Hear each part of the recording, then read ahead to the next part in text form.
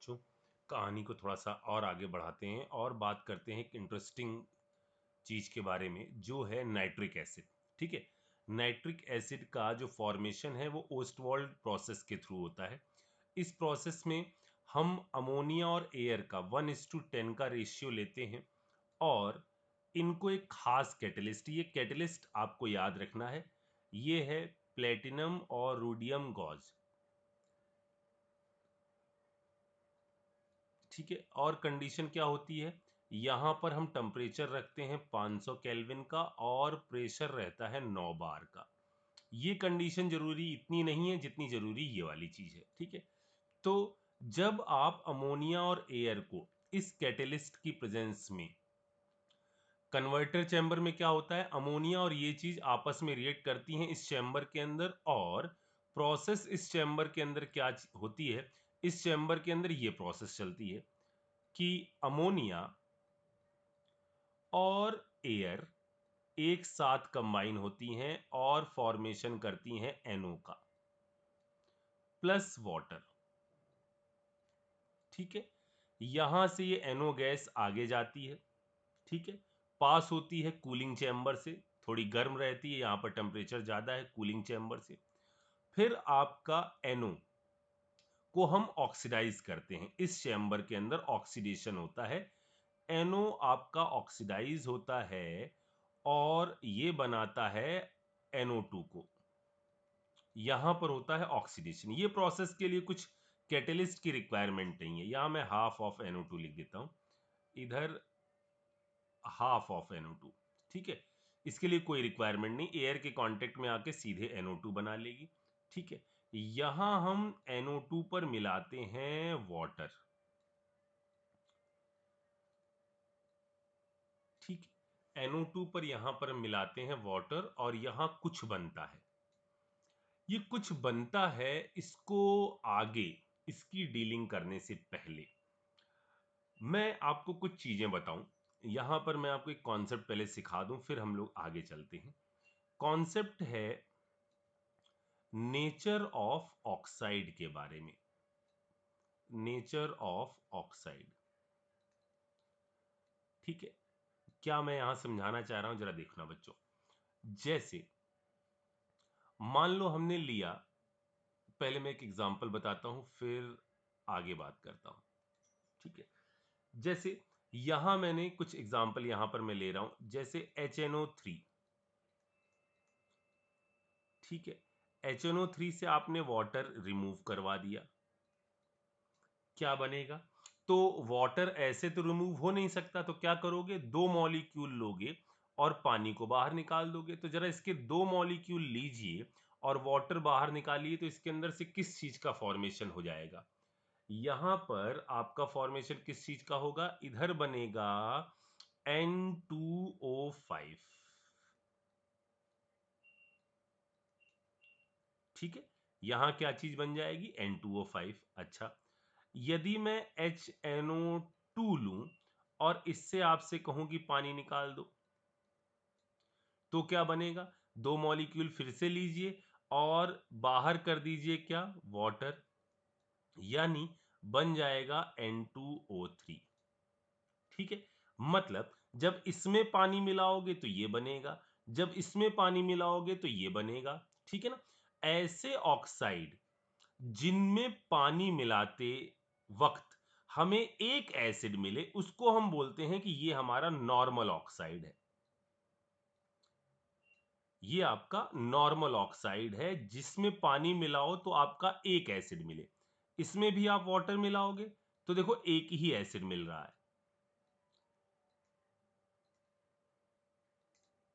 ठीक है, मेरी बात समझ आई? तो ये आपके नॉर्मल ऑक्साइड है जिनमें पानी मिलाने पर एक ही एसिड मिल रहा है। अब मैं आपसे अगली बात कर रहा हूं, जरा इसको देखो। जैसे ये दोनों से पानी निकाला, अब मैं आपसे अगला एग्जांपल पूछ रहा हूं। अगला एग्जांपल मैं पूछ रहा हूं आपसे, मान लो मैंने कहा कि आप HNO3 और HNO2 इनसे पानी बाहर निकाल दो। यानी इसको भी लो, इसको भी लो और दोनों को मिलाकर इनसे वाटर बाहर निकाल दो, तो देखो क्या बनेगा, H2O, यानी कंपाउंड बनेगा ट्वाइस ऑफ NO2, ये बनेगा। यानी ये जो ऑक्साइड है, ये ऑक्साइड किस कैटेगरी का है, ये कहलाता है मिक्स्ड ऑक्साइड। यानी जब आप इसमें पानी मिलाओगे तो आपका ये भी बनेगा, ये भी बनेगा। अब आपको नॉर्मल ऑक्साइड और मिक्स्ड ऑक्साइड का मतलब समझ में आया कि ये नॉर्मल ऑक्साइड है और ये मिक्स्ड ऑक्साइड है। अब इसके लिए कोई रूल बना लेते हैं कि हम किसको मिक्स्ड कहेंगे, किसको क्या कहेंगे, ठीक है। तो ऑक्साइड के नेचर को हम दो भागों में डिवाइड कर रहे हैं, तो ये आगे के लिए भी अपन को फायदेमंद हो जाएगा, कहीं पर भी इससे हमको फिर कोई दिक्कत नहीं होगी, इसीलिए हम लगातार रूल बनाते हुए चल रहे हैं। अब यहां का रूल क्या है, यहां रूल ये है कि यदि हमारा डी ब्लॉक एलिमेंट हुआ तो उसमें हम कैसे पहचानेंगे कि मिक्स्ड ऑक्साइड है, या हमारा पी ब्लॉक एलिमेंट हुआ उसके अंदर हम कैसे पहचानेंगे कि मिक्स्ड ऑक्साइड है, ठीक है। अच्छा तो इसके अंदर पहचानने के लिए पहले इसके अंदर कुछ एग्जाम्पल देख लेते हैं, कुछ एग्जाम्पल देख लेते हैं तो हमें और क्लियर हो जाएगा। जैसे हमने कहा FeOH का होल ट्वाइस, ठीक, इससे वाटर निकाल लो जरा सा, क्या बनेगा, यहां बनेगा H2O, यानी Fe, दो निकल सकते ना, यहां बनेगा FeO, ठीक है। अच्छा, FeOH का होल थ्राइस ले लो, ठीक, इससे वाटर, सारे वाटर निकालने हैं तो क्या करें, FeOH का होल ट्वाइस लें तो हमें कितने लेने पड़ेंगे, कितने वाटर मॉलिक्यूल निकालने में, यहां दो ले लेता हूं तो ये 6 हो जाएंगे, तो हम कितने वाटर मॉलिक्यूल निकाल देंगे, 3 वाटर मॉलिक्यूल निकाल देंगे, ठीक है ना।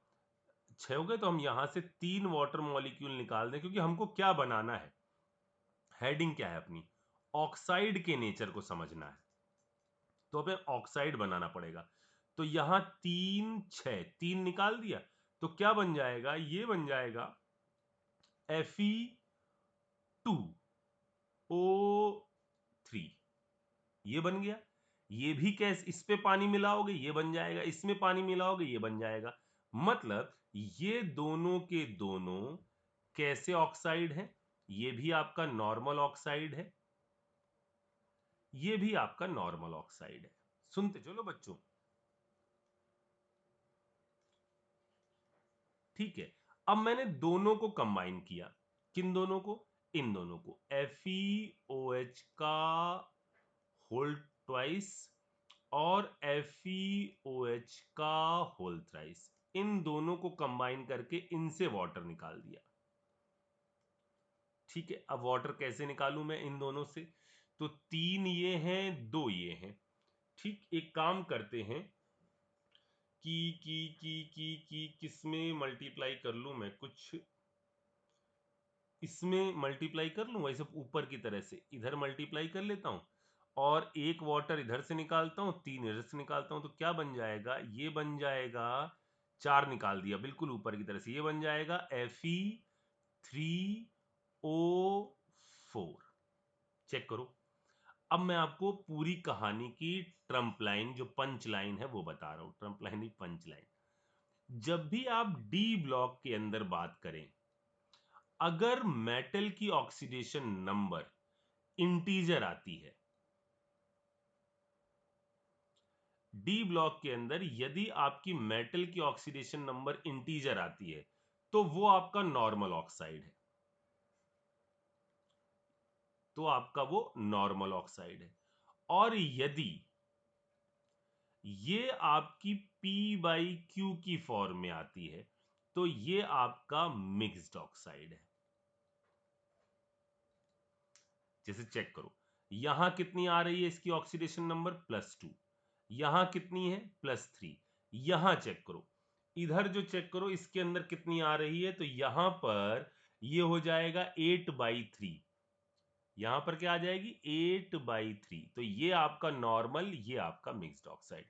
तो सारे डी ब्लॉक में ये है पहचानने का तरीका कि ये ऑक्साइड नॉर्मल है या मिक्स्ड है। ठीक, अब मैं आपको पी ब्लॉक के लिए सिखाता हूं जिसकी जरूरत मुझे यहां पर है। ठीक है, थोड़ा सा यहां करना पड़ेगा मुझे। ठीक है, तो जैसे पी ब्लॉक के अंदर ग्रुप 15, 14, 15, 16, 17 ये है हमारे पास। ठीक है, ये ग्रुप। ठीक, आप थोड़ा सा इसको भी रिवाइज कर लीजिएगा कि 14 वाले में ग्रुप 14 ग्रुप में +4 वाला जो है वो एक एसिड कहलाता है अगर एसिड के बारे में बात करें, और +2 वाला जो है वो अस एसिड कहलाता है। ग्रुप 15 के अंदर +5 वाला एक एसिड, जैसे ये कितना, इसकी ऑक्सीडेशन स्टेट कितनी है 5, यानी एक ऐसा है एक एसिड, और +3 वाला ये क्या कहलाएगा अस एसिड। 16 में +6 वाला एक एसिड, +4 वाला अस एसिड, +5 वाला एक एसिड, +3 वाला अस एसिड। अब मेरी बात सुनो जरा ध्यान से।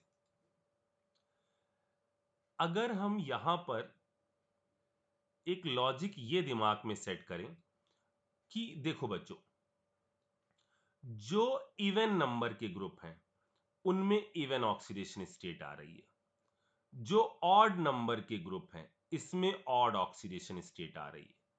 14 में 4 6, 16 में 6 4, 15 में 5 3, 17 में 5 3।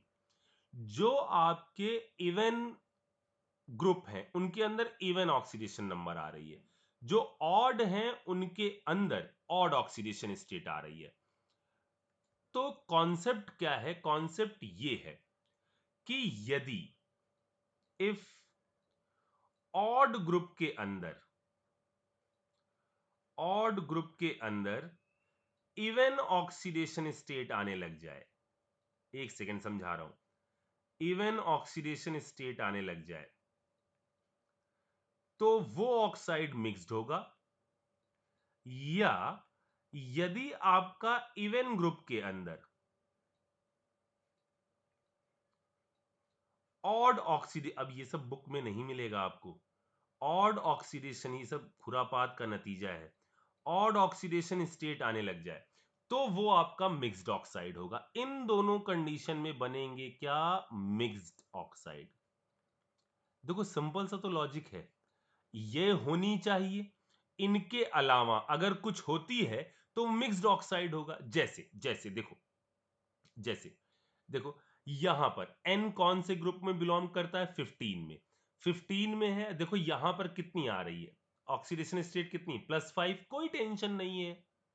ये कितने में बिलोंग कर रहा है, 15 +3, कोई टेंशन नहीं है, ये नॉर्मल है। अब इसको चेक करो, ये बिलोंग कर रहा है किसको, 15 को, और यहां आ गई कौन सी ऑक्सीडेशन स्टेट, +4। नहीं, या तो ऑड वाला ग्रुप है, ऑड ही आनी चाहिए, अगर ऐसा नहीं है तो ये कैसा ऑक्साइड होगा, मिक्स्ड ऑक्साइड होगा। आई बात समझ में? यदि आपका ऑड ग्रुप है और उनमें इवन ऑक्सीडेशन स्टेट आ रही हैं, या इवन ग्रुप है उसमें ऑड ऑक्सीडेशन स्टेट आ रही हैं, तो ऐसे ऑक्साइड आपके कैसे होंगे, वो मिक्स्ड ऑक्साइड होंगे, यानी उसको पानी में मिलाने पर एक एसिड नहीं बनेगा, इनसे दो एसिड बनेंगे। एक एसिड नहीं बनने वाला, इन चीजों से आपका दो एसिड फॉर्म हो रहे होंगे। मेरी बात आपको समझ में आई कि इनसे दो एसिड बन रहे होंगे यदि इस टाइप की चीजों को मिलाया। अब हमने ये चीज यहां यहां आखिर पढ़ी क्यों है, यहां इस चीज के पढ़ने के पीछे का क्या लॉजिक है, जरा ये मैं आपको बताऊंगा। देखो हम लोगों ने ऊपर बात करी, इस चैम्बर में हमने मिलाया क्या, पानी। ठीक है, पानी मिलाने पर क्या हुआ, पानी मिलाने पर ये एक चीज नहीं बनाएगा, ये बनाएगा दो चीज। ये दो चीज कौन सी बनाएगा, ये बनाएगा HNO3, एक तो ये बनाएगा, प्लस HNO2। ठीक, ये बनेगा। अब एक बात आप याद रखिएगा, HNO2 जो है वो अनस्टेबल है। इसके बारे में भी मैं लॉजिक आपको HNO3 खत्म होते ही बता दूंगा कि ये आपका अनस्टेबल है और हीट करने पर ये डिस्प्रपोर्शनेट होता है। हीट करने पर ये बनाएगा क्या? HNO3, ये इंपॉर्टेंट रिएक्शन है, प्लस NO प्लस वाटर। ठीक, HNO3 इसके साथ आ जाएगा NO और वाटर। ठीक है, अच्छा, ये कहानी हो गई किसकी? नाइट्रिक एसिड यहां से हम लोगों ने फॉर्म कर लिया।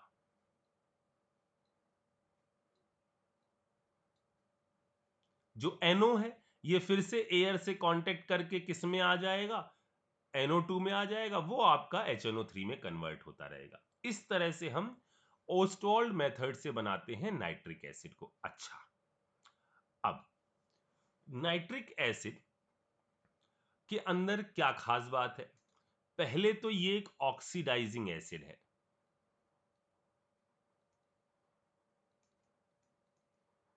मैं इसको थोड़ा सा नीचे लिख लेता हूं, यहां गड़बड़ हो जाएगी।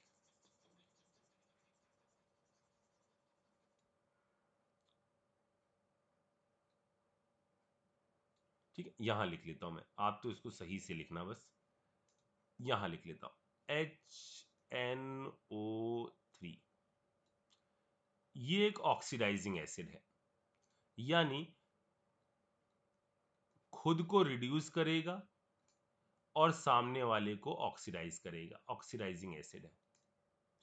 ठीक है, ऑक्सीडाइजिंग एसिड है तो ये खुद को क्या करेगा? रिड्यूस करेगा। अब ये रिड्यूस करके कहां कहां जा सकता है, ये डिपेंड करता है कि आपने सामने मेटल कौन सी ली है। ये हो सकता है आफ्टर रिडक्शन बना दे NO2, या ये बना दे NO, ठीक है, या ये बना दे N2O, या ये बना दे NH4 और NO2।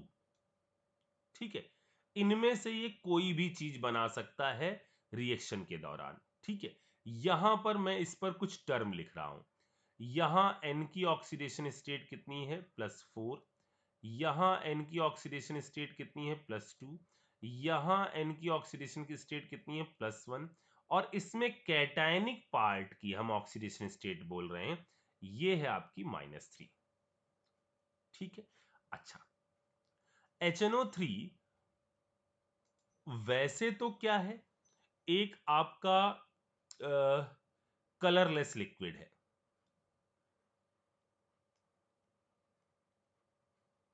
कलरलेस लिक्विड है, लेकिन जब आप लैब में इसको देखोगे ना तो इसका लाइट येलो कलर हो जाता है।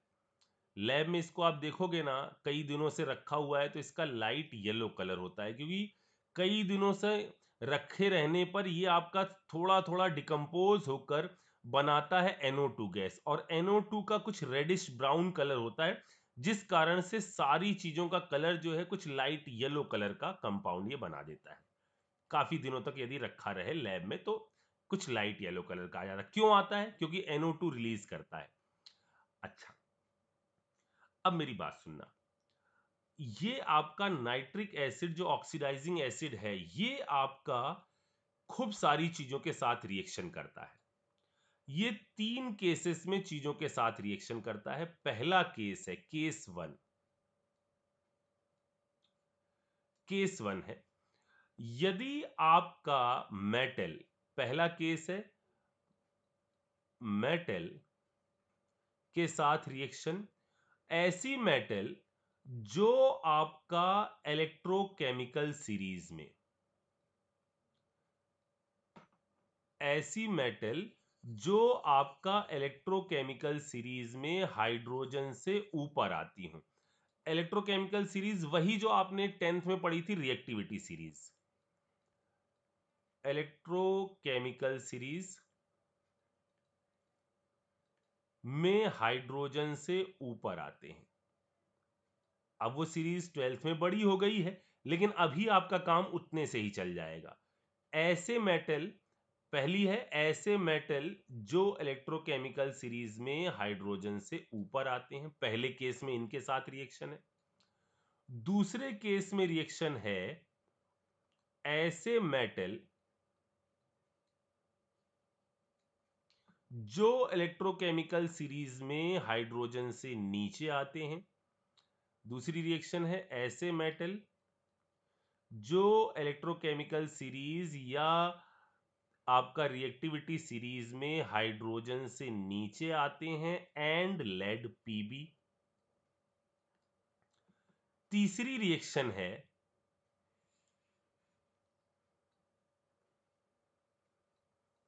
नॉन मेटल के साथ।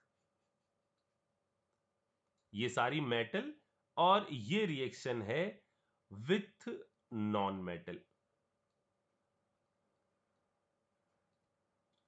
नॉन मेटल के साथ। ठीक है, अच्छा।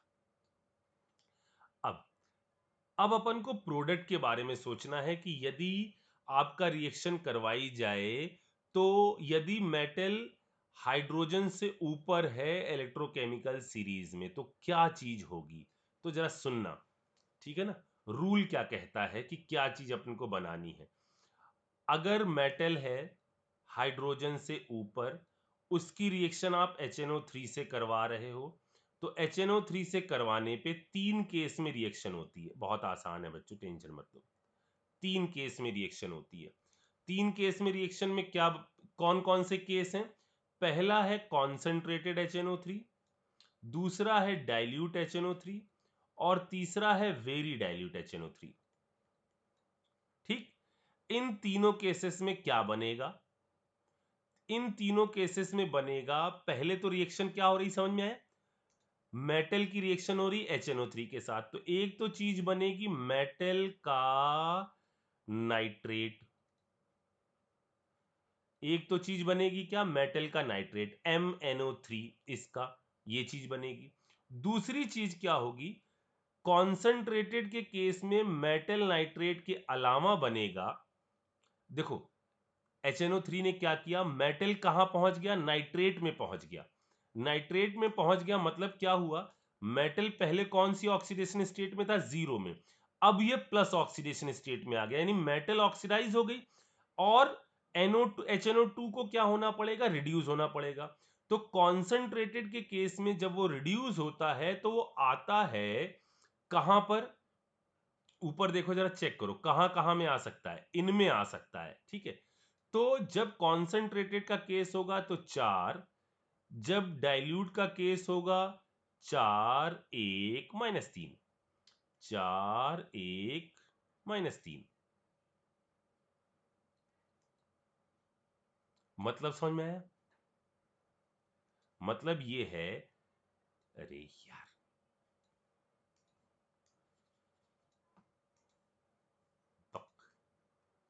-3, मतलब कॉन्सेंट्रेटेड के साथ केस होगा, रिएक्शन होगी तो क्या बनेगा, मेटल नाइट्रेट और NO2। डाइल्यूट के साथ मेटल नाइट्रेट और N2O, वन ऑक्सीडेशन स्टेट मतलब N2O। और जब आपका वेरी डाइल्यूट होगा तो वो बनाएगा मेटल नाइट्रेट प्लस NH4NO2। ये है रिएक्शन मेटल जो आपके कहां आ रहे हैं, इलेक्ट्रोकेमिकल सीरीज में हाइड्रोजन से ऊपर आ रहे हैं। ठीक है, अच्छा, यदि मेटल इलेक्ट्रोकेमिकल सीरीज में हाइड्रोजन से नीचे आए या लेड हो तो इसके अंदर क्या होगा, इसके अंदर फिर से इन 3 केसेस में डाइल्यूट, पहला कॉन्सेंट्रेटेड, दूसरा डाइल्यूट और तीसरा very dilute.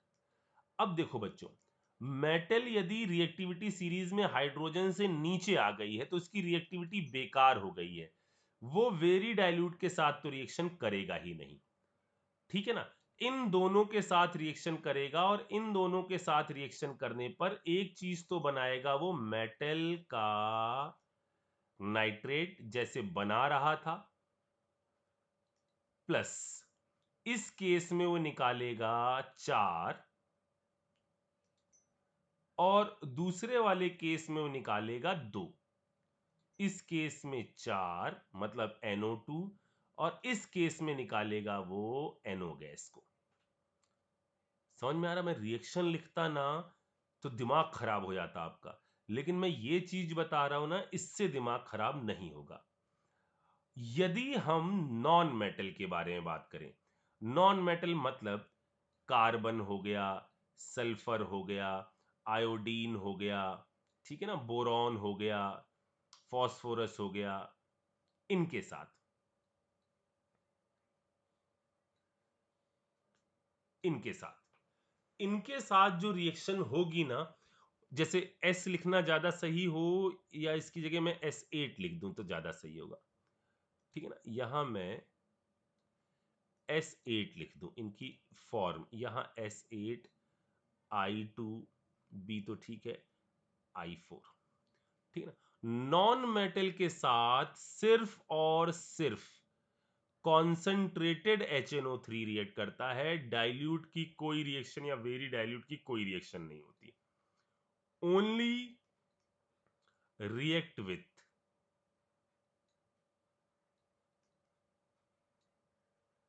Concentrated HNO3।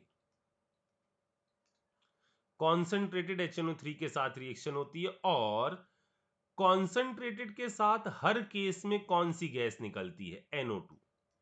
Check करो, यहां पर भी NO2, यहां पर भी NO2, यहां पर भी कॉन्सेंट्रेटेड लिया HNO3, कॉन्सेंट्रेटेड HNO3 के साथ ये वाली गैस, प्लस बनेगा करस्पॉन्डिंग एसिड। मतलब मैं क्या कहना चाह रहा हूं? मैं ये कहना चाह रहा हूं कि मैं थोड़ा सा इसके बारे में और बोलूं। देखो, कॉन्सेंट्रेटेड HNO3 जब लिया जाता है, कॉन्सेंट्रेटेड वाला, तो वो ऐसे टूटता है, फॉर्म करता है H2O, NO2 और नेसेंट ऑक्सीजन। यही नेसेंट ऑक्सीजन जो है, जब किसी एलिमेंट को दिखाई जाती, तो वैसे तो एलिमेंट नॉर्मल रहते हैं, कोई भी मेटल है जो रिएक्ट नहीं करना चाहती है, चुपचाप उदास बैठी थी, कोई भी रिएक्शन नहीं हो रही थी, उदास बैठी थी। लेकिन यदि हमने अपनी जेब से निकालकर उसको ऑक्सीजन दिखाई, तो उसको लगता अरे वाह, ये है जो वो खुद इलेक्ट्रॉन दे नहीं पा रही है, लेकिन जैसे ही हमने अपनी जेब से निकालकर ऑक्सीजन दिखाई, तुरंत वो खुश हो जाती है और अपने इलेक्ट्रॉन को इसको डोनेट कर देती है। यानी मेटल क्या हो जाती है? ऑक्सीडाइज। ठीक है ना। तो जो भी ऐसी हैं जो बहुत कम नॉन मेटल है, जिनकी टेंडेंसी इलेक्ट्रॉन निकालने की है ही नहीं, हम जेब से निकाल के दिखाते हैं ऑक्सीजन, और ऐसी नॉन मेटल्स जो हैं वो ऑक्सीजन देखकर खुश हो जाती हैं और वो इलेक्ट्रॉन लूज कर देती हैं, यानी ऑक्सीडाइज हो जाती हैं। ठीक है। जैसे यहां होगा क्या, पहले मैं इस रिएक्शन को बैलेंस कर लूं।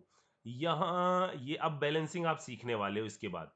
यहां मैंने 2 कर दिया, H2O 6 है, यहां कितने हो गए? 2 3 6 हैं, तो इधर कितने कर लें? 3, N कितने हैं? 2, सब सही है, सही है। H2O ये 6 हैं, इधर मैं कर लेता हूं कितने? इधर मैं कर लेता हूं, एक सेकेंड, H2O कर लिया, 2 आ गए, N2 है ना, यहाँ ये करो ना, इधर कर लो 2, 4 5 और एक ये आ गया नेसेंट ऑक्सीजन, 6 हो गए, बैलेंस हो गई ना 6 ये। ठीक है ना। तो आप नॉन मेटल को क्या निकाल के दिखाते हैं? जेब से O, तो वो खुशी खुशी उसके बाद इस ऑक्सीजन को देखकर ऑक्सीडाइज हो जाती है और करस्पॉन्डिंग एसिड बनाती है। तो करस्पॉन्डिंग एसिड क्या होगा? कार्बन का करस्पॉन्डिंग एसिड होगा H2CO3, sulphuric acid HiO3, boric acid, और ये मतलब मैं इसको और आपको आसान कर दूं, एसिड जो बनाए जाते हैं वो एसिड बनाए जाएंगे इक एसिड, करस्पॉन्डिंग इक एसिड। अब मैं इस चीज को ऊपर से लिंक भी कर सकता हूं। देखो जरा सा, ये हुआ H2O हुआ, कार्बन कार्बन कार्बन कार्बन कहां पर आ रहा है? 14 वाले में। 14 वाले में आ रहा है। एक एसिड क्या है आपका? 4 वाला। तो HC और O को मिलाकर आपको एक एसिड बनाना है H2CO3, यानी इसके करस्पॉन्डिंग बन जाएगा क्या? H2CO3। अब आप दोनों से इस ऑक्सीजन वाली चीज को आपको काटना है। यहां 3 ऑक्सीजन है, यहां कितनी ऑक्सीजन है? यहां पर 2 ऑक्सीजन है। बैलेंस करने के लिए मैंने यहां 2 किया। ये एक इंटरमीडिएट है जो बीच में बन रहा है, यानी इसको हमको ऊपर वाली रिएक्शन से भी काटना पड़ेगा। यहां हमने मल्टीप्लाई कर दिया 2 से और दोनों को जोड़ दिया, जिससे ये नेसेंट ऑक्सीजन और ये नेसेंट ऑक्सीजन कट जाए, जिससे हमारा जो प्रोडक्ट बना है वो बना carbon plus 4HNO3, carbon plus 4HNO3 give, ये 2 इधर आए, इधर वाला एक काट दिया तो ये बना H2CO3, 4NO2 और वाटर। ठीक, बैलेंस हो गई होगी रिएक्शन। देखो बच्चों, कार्बन के साथ एक लफड़ा है। H2CO3 आपका अनस्टेबल है, तो अगर रिएक्शन में आपको दोनों ऑप्शन कहीं दिख जाए कि ये बना हो और ये टू तोड़ दिया गया हो, तो आपको पता है ये डिसोशिएट हो जाता है। तो इस ऑप्शन को टिक करिएगा, ठीक है ना। अब आपको इसी तरह से, जैसे मैंने ये लिखी है इक्वेशन, इसी तरह से आपको इनको लिखना है और इस तरह की बैलेंस फॉर्म। पहले ये लिखना, नीचे मेटल, नॉन मेटल, ऑक्सीजन, ये लिखकर यहां करस्पॉन्डिंग इक एसिड बनाना। इक एसिड का मतलब इसका इक एसिड क्या होगा? इसका एसिड 16 वाला है तो H2SO4। देखो कौन सी ऑक्सीडेशन स्टेट आ गई? +6। यहां बनाना है, इसका इक एसिड कितना था चेक करो। इस वाले का इक एसिड कितना था? 17 में +5, यानी इसका एक एसिड बनेगा HiO3। HiO3। Boric acid H3BO3, phosphoric acid H3PO4। आपका काम क्या होगा? आपका काम इसी तरह से मुझे इन चारों की रिएक्शन लिखकर आपको यहां पर दिखानी होगी, ठीक है ना। जल्दी से इसको करिए, फिर मैं इसके अंदर कुछ और धमाकेदार चीजों को बताता हूं।